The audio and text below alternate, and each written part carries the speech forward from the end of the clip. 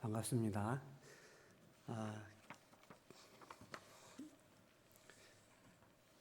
제가 오늘 함께 나누려고 하는 것은 이스라엘의 광야 생활이라고 할 수가 있는데, 이스라엘 사람들이 광야에서 살았죠. 몇 년 정도 살았을까요?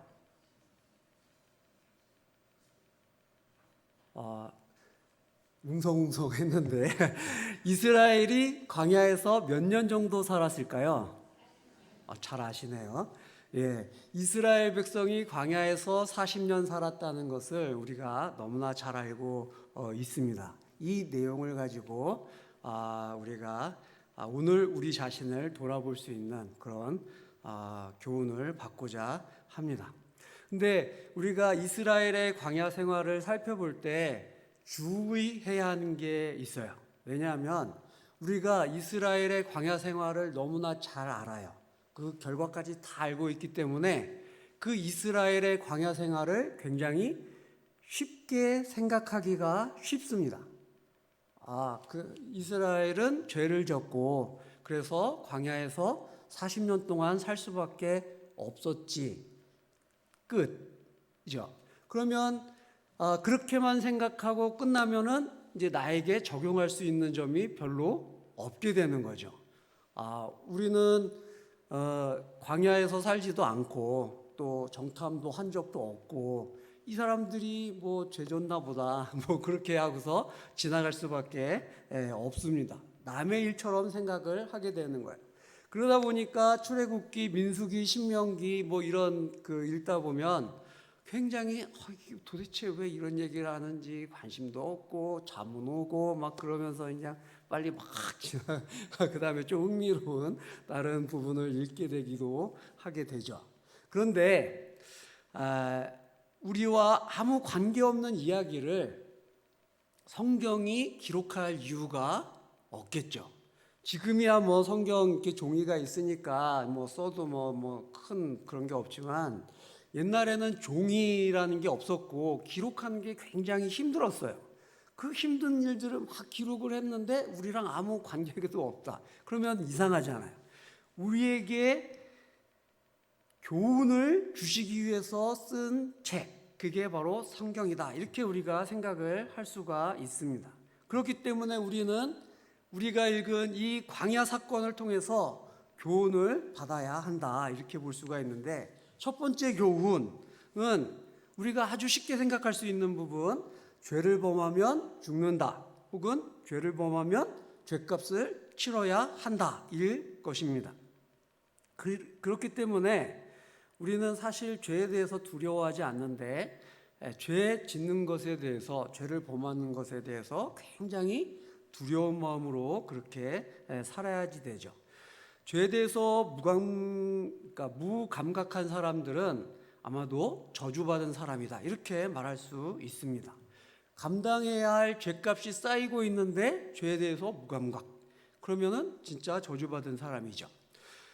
그런데 오늘 제가 드리고 싶은 말씀의 내용은 이건 아니고, 이것도 사실 굉장히 말하자면 긴 내용인데 이 내용이 아니고 두 번째 교훈이라고 할 수가 있습니다. 그것은 이런 식으로 한번 생각해 보셨는지 모르겠어요. 이스라엘 백성은 어떤 마음으로 40년간 광야에서 살았을까? 생각해 보셨어요? 이스라엘 백성은 광야에서 40년 동안 살면서 어떤 마음으로 살았을까? 이들이 광야에서 살아가는 마음 자세를 우리가 잘 생각해 보면 오늘날 우리가 하루하루 어떤 마음 자세로 살아야 하는지를 배울 수가 있습니다. 왜냐하면 우리는 광야라는 상황이 우리의 상황과는 굉장히 다르다고 생각을 하지만 실제 삶의 자세는 그게 어디든지 언제든지 차이가 없이 모두가 똑같기 때문입니다. 광야에 살 때나 여기 부천이죠. 부천에 살 때나 마음의 자세는, 그 삶에 대한 마음의 자세는 똑같다는 것입니다. 그렇기 때문에 이 부분을 기록해 놓으셨다, 이렇게 말할 수가 있는 거예요. 예를 들면 광야 이스라엘의 광야 생활의 가장 큰 특징 중에 하나는 내일에 대한 기대가 없다는 거겠죠. 이스라엘 사람들이 뭘 먹었죠? 만나를 먹었습니다. 매일매일 만나가 주어졌어요. 그렇죠? 근데 만나가 뭔가요? 이게 만나라는 뜻이 이게 뭐냐? 그런 뜻이에요. 뭔지 모르겠다는 거예요. 왜 만나가 여기 있는지도 알 수가 없어요. 하나님이 주셨다고 생각은 할 수는 있겠지만, 우리는 보통 곡식이 자라고 뭐 이런 원리들을 알잖아요. 그럼 언제쯤 이게 생기겠다 뭐 이런 원리들을 알기 때문에 예상을 할 수가 있는데, 만나는 그게 뭔지 처음 경험하는 거예요. 그러니까 오늘 있어서 먹기는 했는데 내일 있다는 보장이, 그것을 이렇게 확신할 수가 없는 거죠. 만나는. 그러니까 이스라엘 사람들은 만나를 먹기 때문에 와, 대단히 좋겠다 이렇게 생각을 할 수도 있지만, 또 한편으로는 내일 만나가 없으면 어떡하지? 이런 생각을 하면서 살 수밖에 없는 거죠. 우리의 삶도 이런 광야의 삶과 크게 다르지 않습니다. 우리도 내일에 대한 기약이 있습니까? 없습니까? 있다고 생각하면서 사는 사람도 간혹 있긴 하지만, 사실 우리가 생각하는 대로 내일 일이 일어나는 경우는 별로 없죠. 내 생각대로 막 이렇게 진행이 되면 세상에 실패할 사람이 어디 있고 가난하게 살 사람이 어디 있어요. 내 생각과 내 기대와 그런 것과는 전혀 다르게, 어떤 대부분의 경우는 더 나쁘게 일이 진행이 되죠. 우리도 내일에 대한 기대를 하면서 살 수가 없습니다. 광야의 이스라엘 사람들과 사실은 다를 바가 전혀 없는 것입니다. 따라서 우리는 오늘 광야에서 이스라엘 사람들의 삶의 모습을 통해 우리가 오늘날 지금 어떻게 살아야 하는지에 대한 교훈을 살펴보고자 합니다.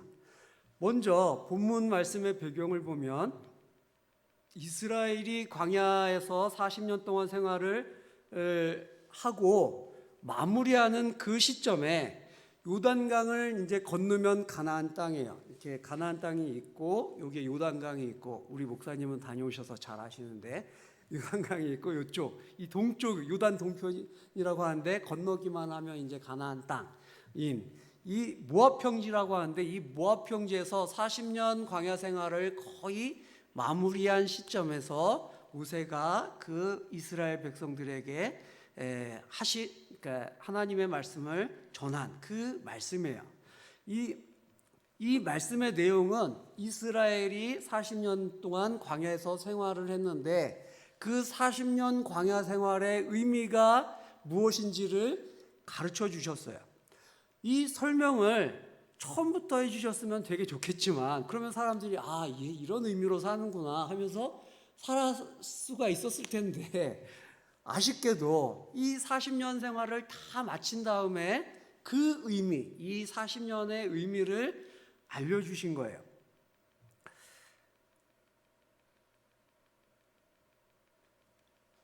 근데 이 설명을 조금 주의 깊게 읽어보면 40년 광야 생활에는 두 가지 서로 상반되는 특징이 있음을 알 수가 있습니다.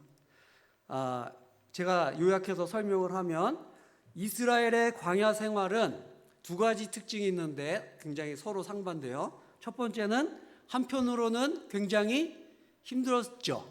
굉장히 고통으로 가득 찬 40년이었습니다. 또 한편으로는 은혜로 가득한 시간이었다는 것입니다. 한편으로는 고통이 가득한데, 또 한편으로는 동시에 은혜도 가득하다. 이렇게 말을 하면 이게 말이 됩니까? 안 됩니까? 고통이 너무 고통스러운데 은혜로 가득해. 그러면 말이 됩니까? 안 됩니까? 안 되는 것 같죠. 본문은 그런데 고통이 가득하면서 동시에 은혜도 가득하다, 이렇게 말하고 있어요. 놀랍죠. 여기서 우리는 충격을 받는 거죠. 우리는 보통 은혜 그러면 굉장히 어떻게 생각하죠? 막 이렇게 그 좋은 아름다운 뭐 이런 거를 생각을 하잖아요. 막 기분도 좋고 또 감사하고 막 그런 거를 생각을 하는데, 그런데 본문에서는 그렇지가 않다는 것을 말하는 거예요. 하나님께서 우리에게 은혜를 주실 때에는 그런 모습으로 은혜를 주실 수도 있지만, 사실은 그런 모습으로 은혜를 주실 때는 보통 무엇이 같이 오냐면 미혹이 같이 옵니다. 대부분 그 미혹에 넘어지게 돼 있어요. 그래서 하나님께서 우리에게 보통 은혜를 주실 때에는 전혀 은혜 같지 않은 모습으로, 고통의 상황으로 은혜를 주실 수 있다는 것이 본문의 설명인 거예요. 그러니까 우리가 이 사실을 받아들이게 된다면 어떻게 하는 게, 어떤 면이 중요하냐면, 우리의 입장에서 무엇이 중요하냐면 은혜로 받아들일 수 있어야지 되겠죠. 은혜가 은혜라는 것을 먼저 알고 그 은혜를 받아들이는 게 중요하겠죠.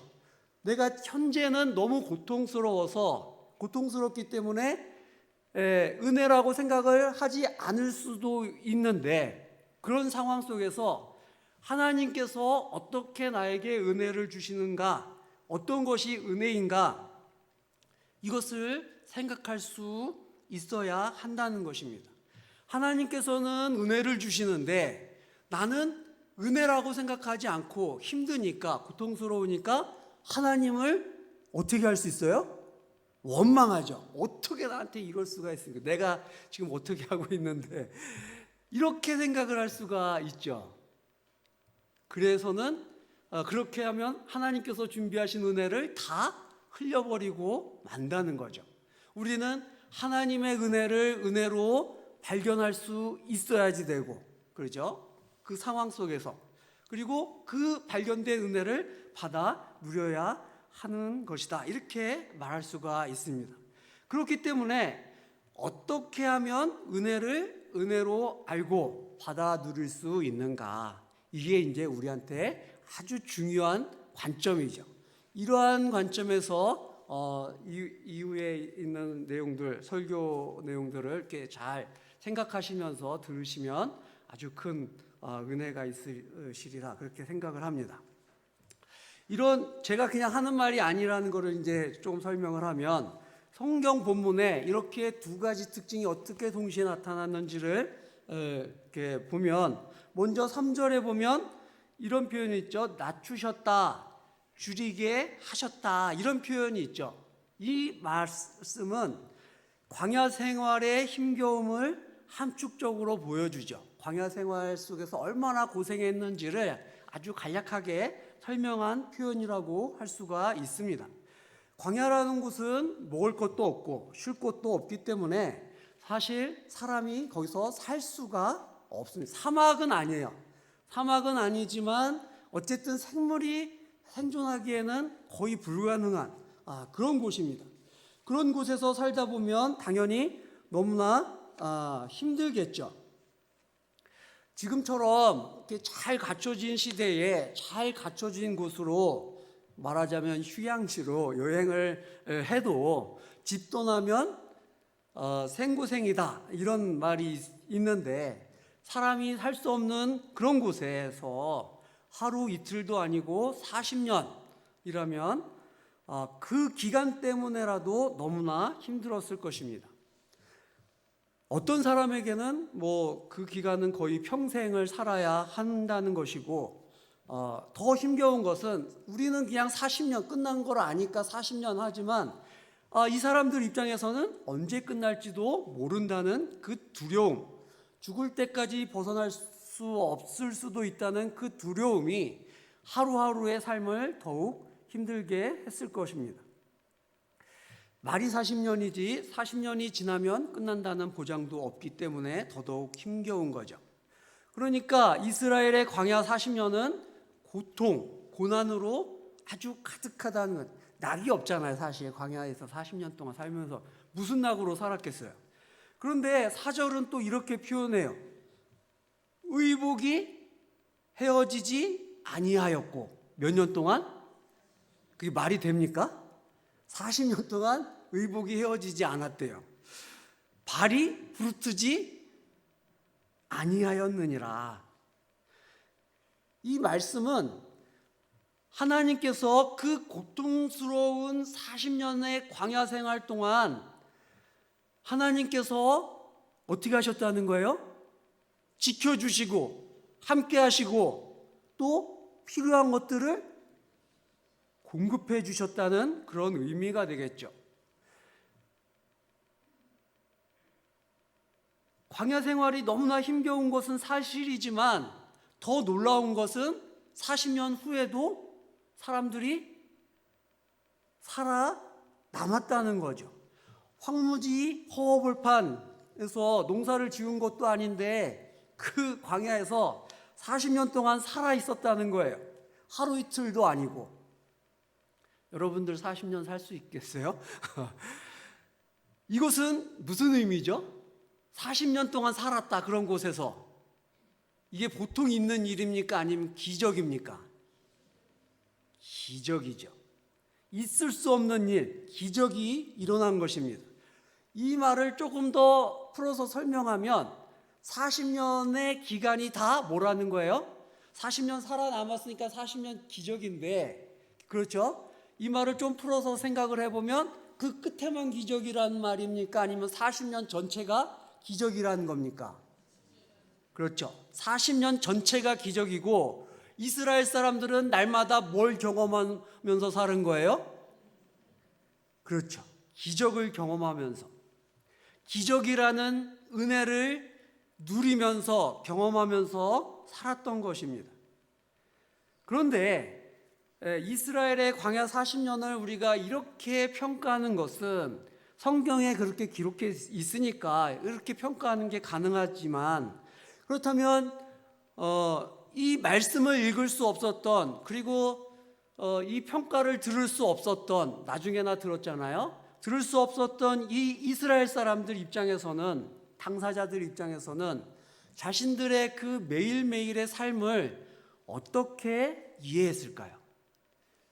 기적의 은혜로 이해했을까요? 아니면 그냥 고통스러운 시간으로 이해했을까요? 사람마다 다르겠죠. 그러죠? 거기에 어른 남자만 그 60만인데 다 합치면 한 200만, 300만 되는데 그 사람들이 어떻게 다 똑같은 생각을 할 수는 없겠지만, 그럼에도 불구하고 우리가 대략적으로는 추측은 할 수가 있죠. 그건 어떻게 추측을 할 수 있냐? 내가 지금 어떻게 나의 삶을 생각하고 있는가를 생각해 보면 금방 알 수가 있어요. 여러분들은 하루하루가 막 기적이고 은혜고 막 이렇게 감사하고 막 기쁨에 넘쳐서 살고 있습니까? 아니면 힘겹게 살고 있습니까? 힘겨운 일들이 훨씬 많죠. 여기서 이렇게 편하게 살면서도 힘겹게 살고 있는데 광야에서 살면서 어떻게 살았을 것 같아요? 당연히 고통스럽게 살았겠죠. 그런데 이스라엘은 그 40년을 어떻게 생각해야 했다는 거죠? 하나님의 말씀에 따르면 이스라엘은 그 40년 동안 하루하루를 어떤 마음으로 생각하면서 살아야 했다는 거죠? 은혜로, 기적으로. 오늘 내가 살아있는 것 자체가 기적으로, 오늘 밤에 자면서 오늘도 기적으로 제가 살았습니다, 이렇게 하면서 살아야 했다는 거죠. 여러분들은 어떻습니까? 여러분들은 어떤 마음으로 살아야지 되죠? 오늘도 그냥 너무 힘들어 죽겠어요. 하나님, 나 좀 살려주세요. 이런 마음으로 하루를 마무리를 해야 됩니까? 아니면 오늘도 기적적으로 나를 살리셨습니다, 감사하는 마음으로 하루를 마무리해야 됩니까? 그렇죠. 내가 생각하기에는 힘겨운 상황일 수는 있어요. 내 생각에 너무 힘겨워요. 그럴 때 어떻게 해야 되냐? 첫 번째는 힘겹다는 생각을 해서는 안 되죠. 그 생각을 내려놔야지 돼요.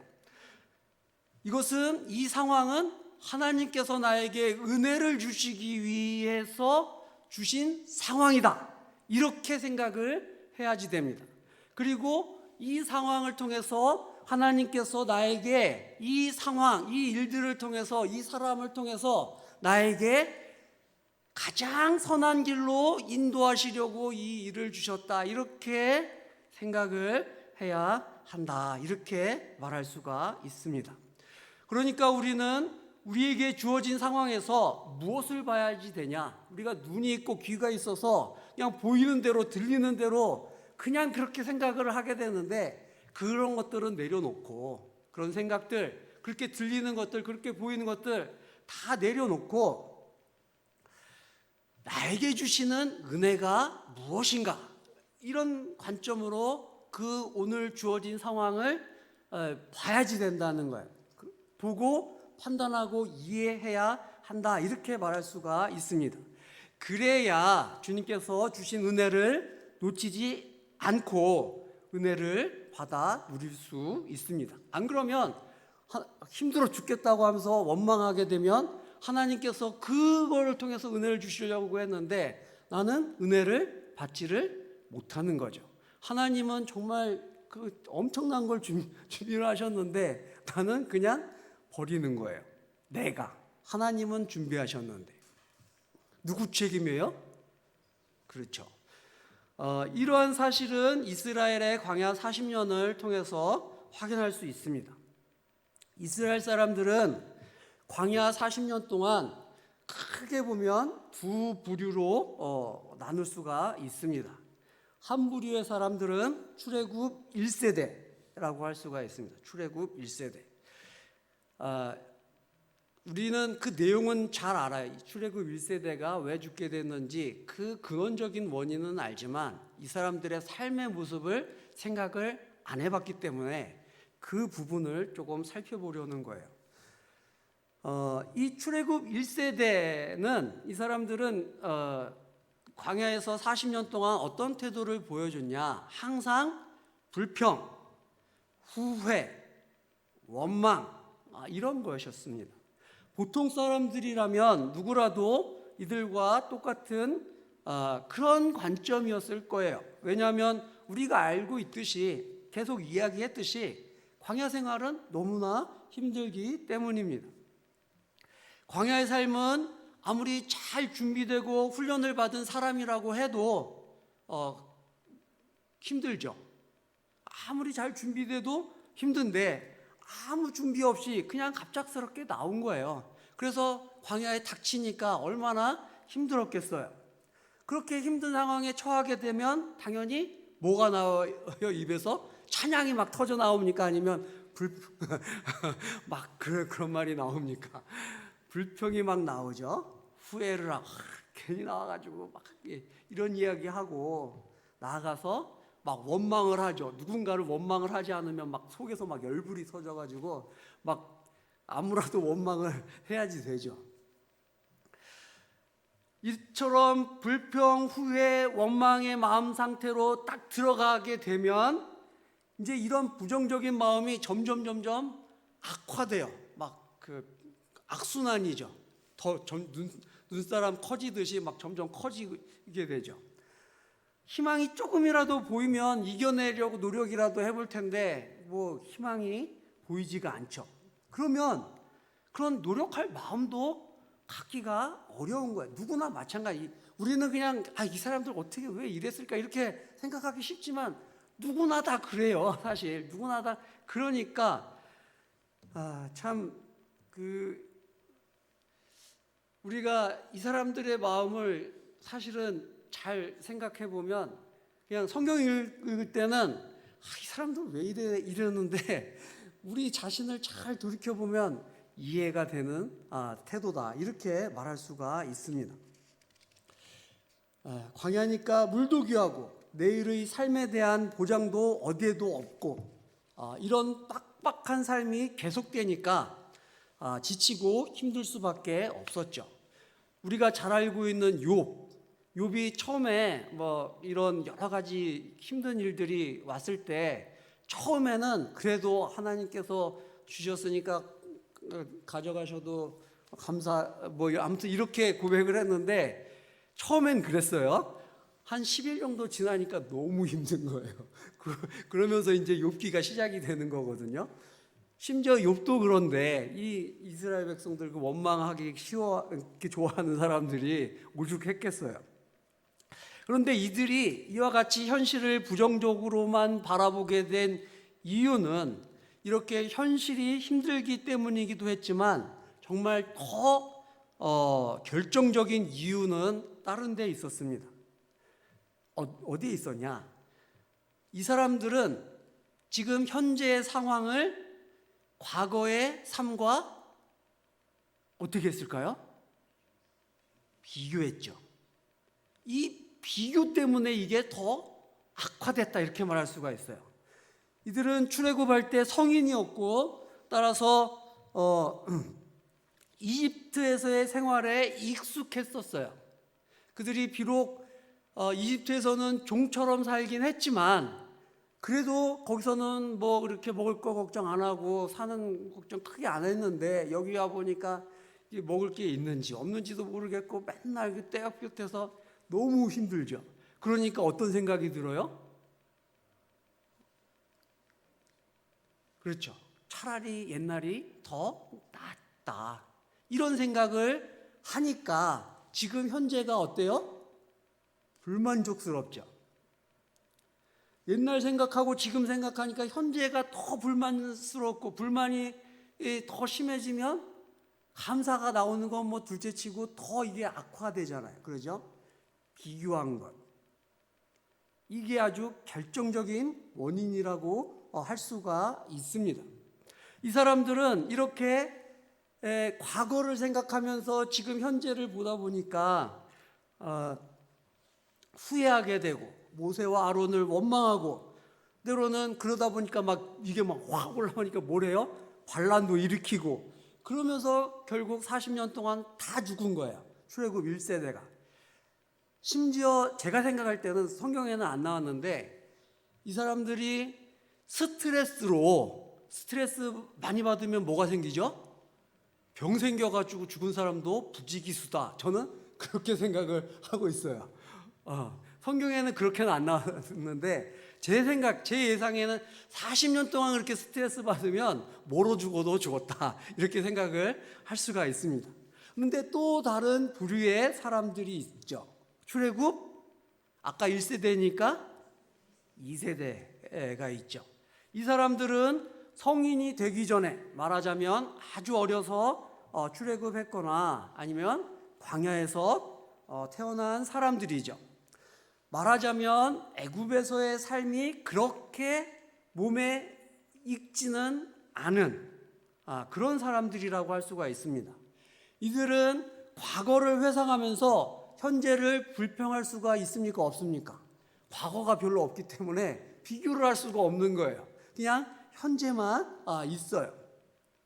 그러니까 과거를 비교하면서 현재를 불평할 수는 그냥 현재 힘들다 이렇게 얘기는 할 수는 있지만 과거를 비교하면서 현재를 불평하지는 않았어요. 비록 광야의 삶이 결코 호락호락하지는 않았지만 그럼에도 이들은 부모 세대에 비해서 현재 광야의 삶에 적용하기가 쉬웠고 이들에게는 과거보다 현재가 더 중요했던 거죠. 그래서 과거 지향적이지 않고 현재 지향적이고 약간 미래 지향적이다 이렇게 말할 수가 있습니다. 이 사람들은 현재의 상황에서 살아남는 데 집중하면서 40년을 마친 거죠. 그렇기 때문에 중요한 것은 뭐냐면 40년 동안 굉장히 강하게 훈련됐다는 거죠. 정신적으로나 육체적으로나 신앙적으로나 모든 면에서 굉장히 강하게 훈련받은 상태가 된 겁니다. 그래서 가나안 땅 요단강을 건너서 첫 번째 전투가 뭐였죠? 요단강 건너서 첫 번째 전투 여리고성 전투였잖아요. 여리고성. 근데 여리고성 전투할 때 그 전략 전술이 일반적인 전술입니까? 아니면 듣도 보도 못한 전술입니까? 듣도 보도 못한 전술이죠. 이거를 사람들이 아무도 불평불만이나 뭐 이런 걸 하지 않고 그냥 따랐어요. 어떻게 그럴 수 있었을까요? 그만큼 40년 동안 어떻게 됐기 때문에, 잘 훈련됐기 때문에 그렇게 할 수 있었던 거죠. 결국 이 출애굽 2세대는 가나안 땅을 정복했죠. 그리고 이스라엘이라는 국가를 이룰 수 있었습니다. 그 당시 가나안 땅에 있었던 민족들은, 우리는 뭐 성경에 보니까 막 다 이겼다고 하니까 별거 아닌가 보다 이렇게 생각을 할 수가 있지만, 이 가나안 땅은 일찍 철기 문명이었어요. 철기 문명을 이뤄가지고 무기가 요새는 뭐 쇳덩어리 무기가 뭐 큰 의미가 없지만, 그때 당시에 쇠 무기는, 철제 무기는 비교할 수가 없죠. 그리고 철병거가 있었어요. 마치 비유를 하자면 6.25 때 우리는 소총 들고 있는데 북한에서 뭘 타고 왔어요? 탱크로 밀고 오는 뭐 그런 전력차라고 해도 과언이 아닐 정도로 그런 전력차였어요. 그렇게 비교가 되지 않을 정도로 강한 상대였지만, 정신적으로, 육체적으로, 신앙적으로 잘 훈련받은 그 출애굽 2세대는 결국 모두 이겨내고 가나안 땅을 차지할 수 있었던 것입니다. 출애굽 1세대와 2세대의 현실 인식, 날마다 하루하루 살 때는 큰 차이가 없을 수 있어요. 큰 차이가 없을 수 있지만, 그런데 그게 40년간 쌓이면서 어마어마한 차이를 냈죠. 1세대는 어떤 결말로 마무리를 했어요? 죽음으로, 과정에서 다 죽고, 출애굽 2세대는 그 과정을 마치고 가나안 땅, 하나님께서 약속하신 가나안 땅을 성취하는 결과로 완전히 하늘과 땅 차이가 된 것입니다. 오늘 본문 말씀은 이렇게 살아남은 사람들을 향해 주어진 말씀이에요.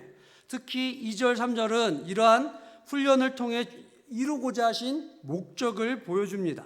너를 낮추시며 너를 줄이게 하시며 또 너도 알지 못하며 내 조상들도 알지 못하던 만나가 이게 뭐냐라는 뜻이라고 했죠. 다 모르는 거예요. 만나를 내게 먹이신 것은 사람이 떡으로만 사는 것이 아니요 여호와의 입에서 나오는 모든 말씀으로 사는 줄을 내가 알게 하려 하심이라. 이 말씀은 이스라엘 광야 생활의 목적, 그러니까 광야 생활, 왜 이스라엘의 광야 생활이 그래 했는가, 그 목적을 알려주시는 말씀이라고 할 수가 있습니다.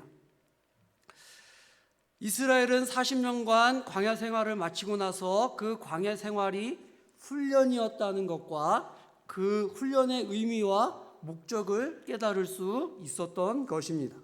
그런데 굉장히 감사한 것은 우리는 이 말씀을 통해, 그리고 이스라엘을 통해서 우리 인생이 훈련이라는 사실과 그 훈련의 목적을 알 수 있게 됐다는 것이죠.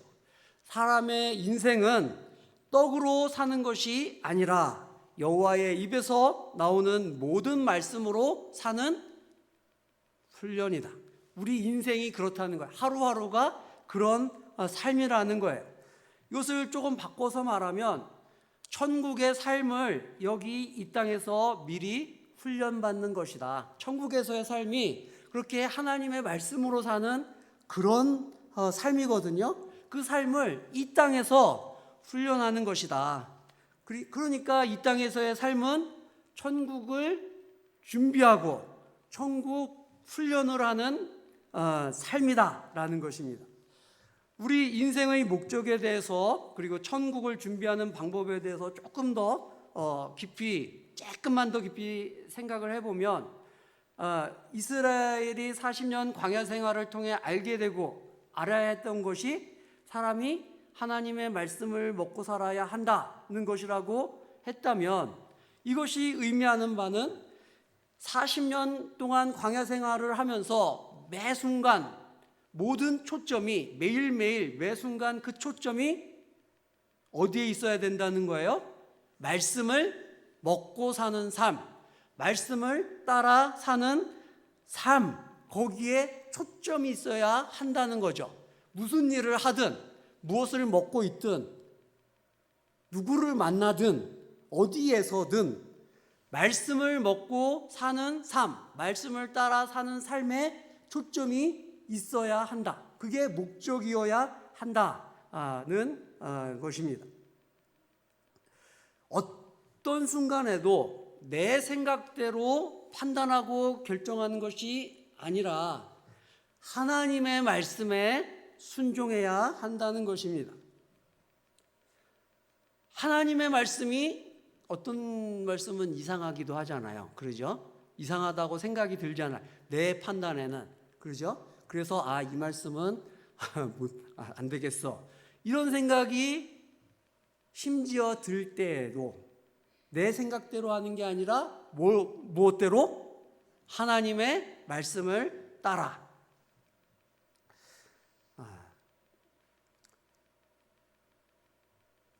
다른 말로 하면 말씀을 따라 사는 것을 통해 우리는 40년 광야 생활을 현재의 상황을 이해해야 한다.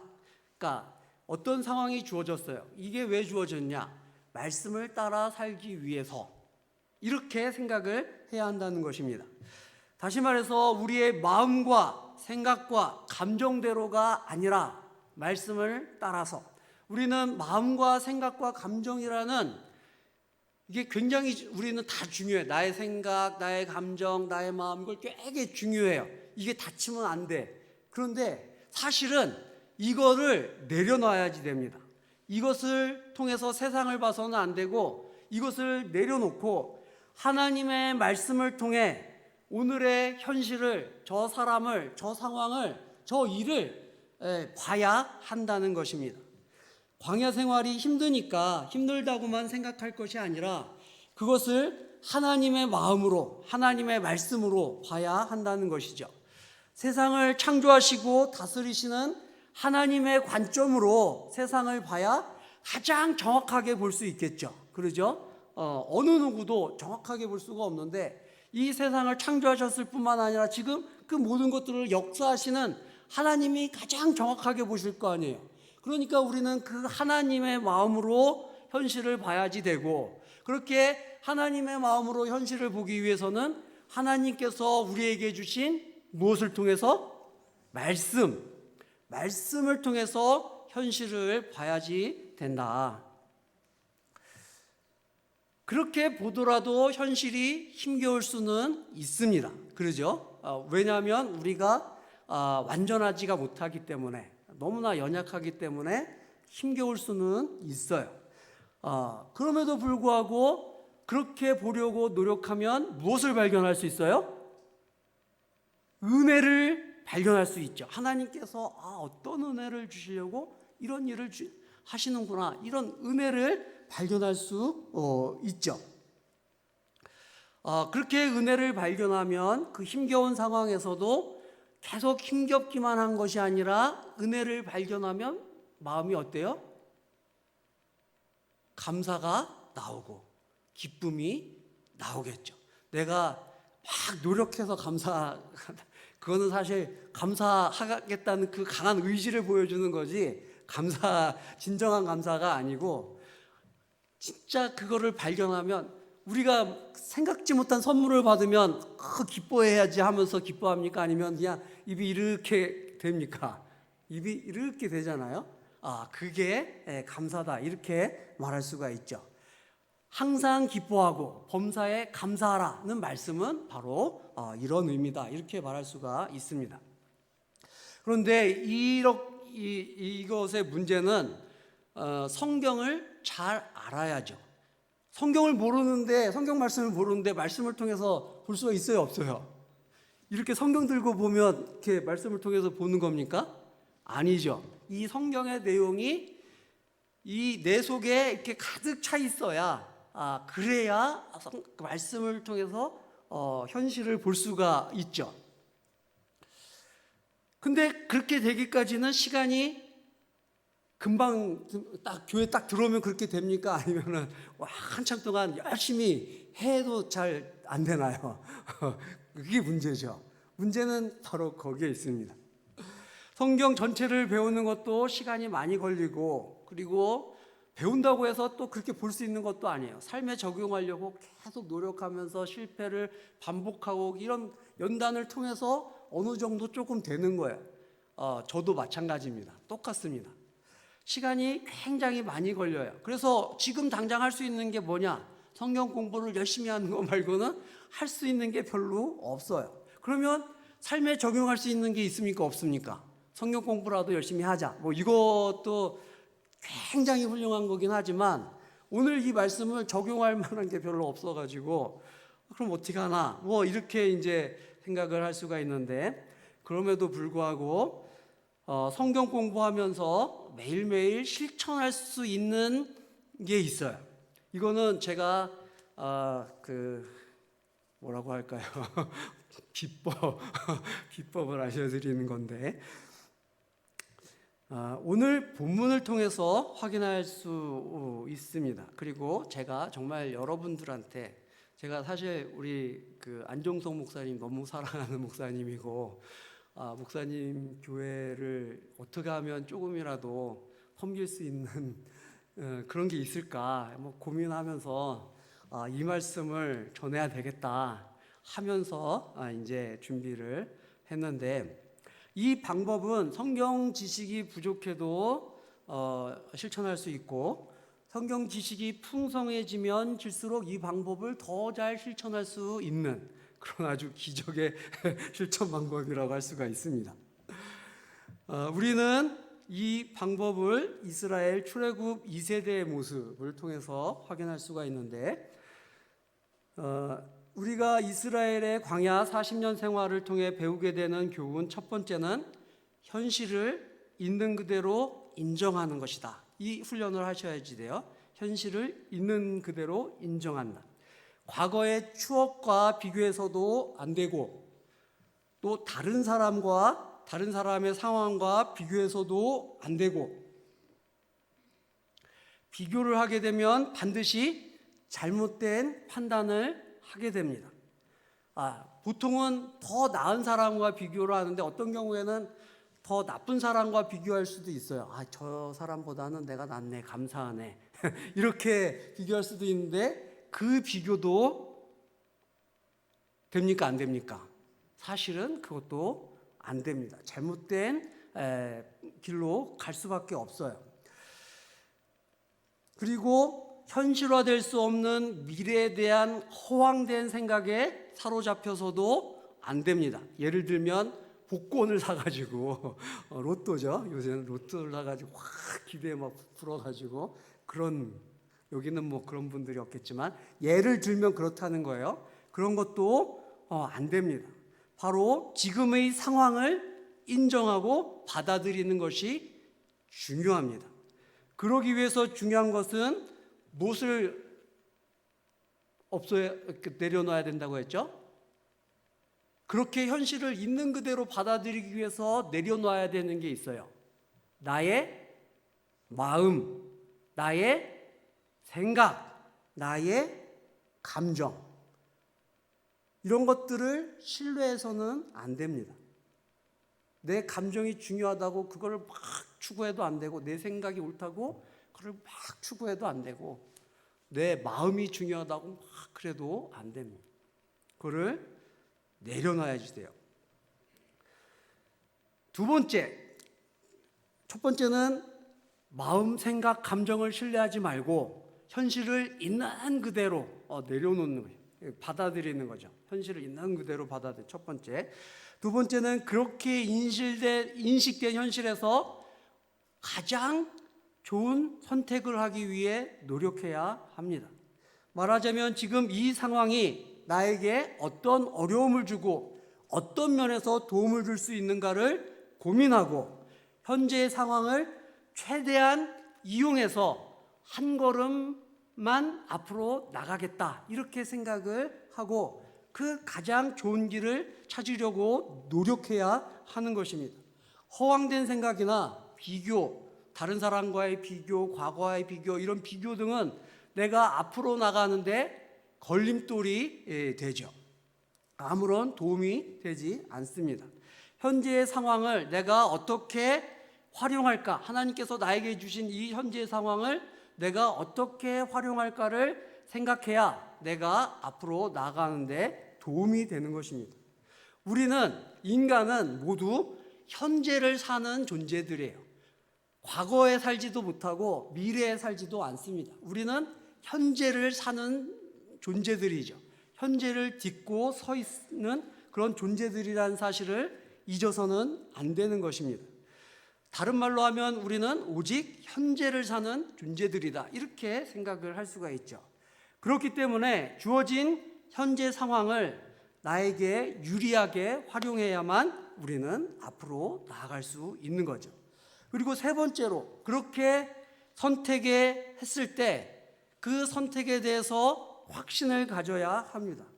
이렇게 해도 괜찮을까? 다른 사람들은 이렇게 살고 있는데 나는 이렇게 해도 괜찮은가?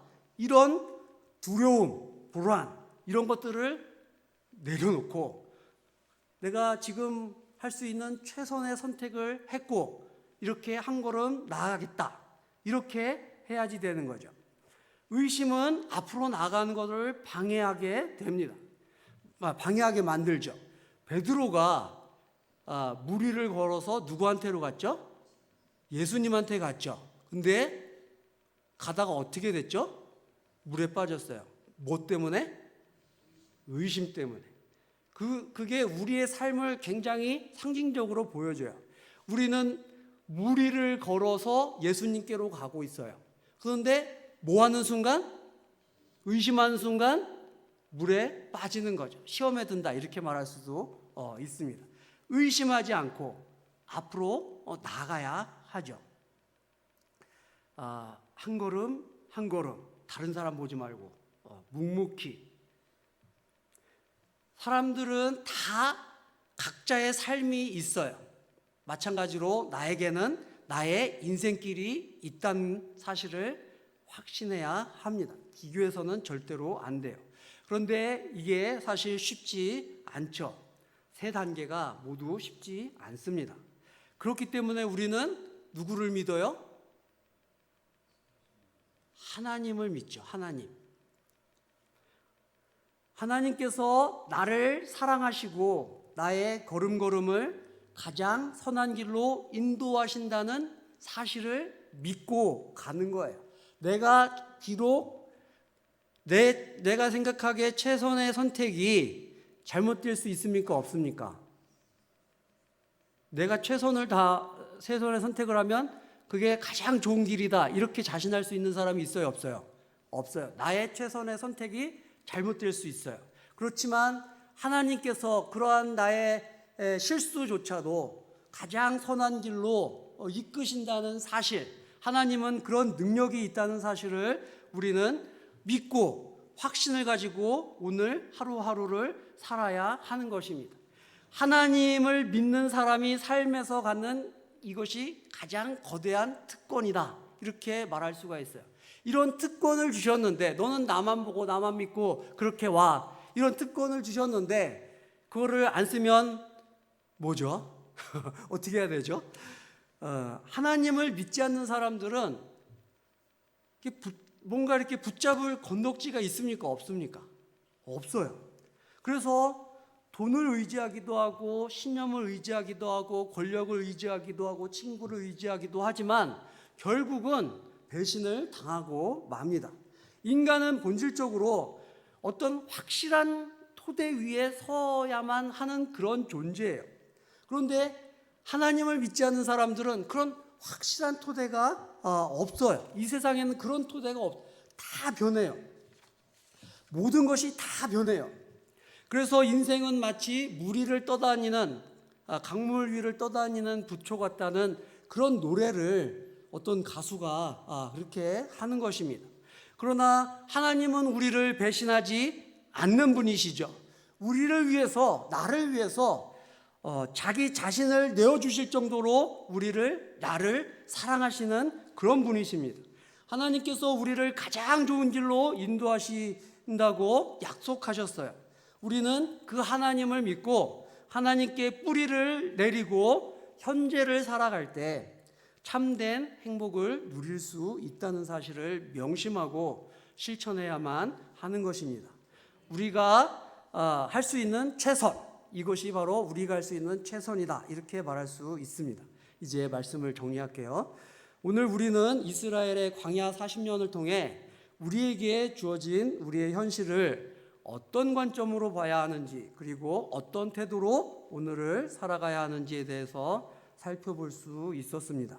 우리는 내일에 대한 생각과 걱정 때문에 정작 오늘의 삶을 충실하지 못할 수가 있고, 그렇게 시간을 낭비하는 경우가 너무나 많이 있습니다.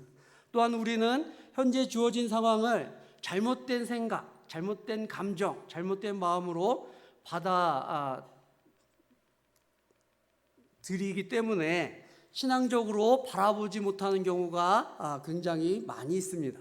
우리는 이스라엘의 광야 40년을 통해 이러한 모습이 출애굽 1세대의 모습이면서 동시에 우리 자신의 모습일 수 있음을 확인할 수 있었습니다. 우리말 속담에 넘어진 김에 쉬어간다는 말이 있죠. 넘어졌다는 것은 누가 봐도 좋은 일입니까? 나쁜 일입니까? 누가 봐도 나쁜 일이죠. 그러나 그 좋지 않은 일을 어떻게 대처하느냐에 따라 오히려 더 좋은 결과를 낼 수 있다는 의미죠. 이 말의 의미는 사실 계속 쉬지 않고 달리다가 그냥 갑자기 한 방에 훅 가는 경우가 있을 수가 있는데, 넘어진 김에 쉬어가면서 이런 문제를 피할 수 있다는 것입니다. 그리고 하나님께서 하시는 일이 바로 이런 일이라는 것입니다. 우리는 넘어졌기 때문에 원망할 수 있지만 하나님께서는 이것을 통해서 더 좋은 것을 주시려고 우리를 훈련시키는 것이다, 이렇게 우리가 생각을 할 수가 있습니다. 그렇기 때문에 우리는 우리에게 주어진 상황을 하나님의 관점으로 봐야 합니다. 하나님을 신뢰하고 주어진 상황에서 어떻게 하는 것이 최선이고 나를 성장케 할까를 고민하고, 그렇게 오늘 하루에 충실하게 사는 것입니다. 이런 은혜가 충만한 우리 모두가 되시기를 진심으로 기원합니다. 기도하겠습니다.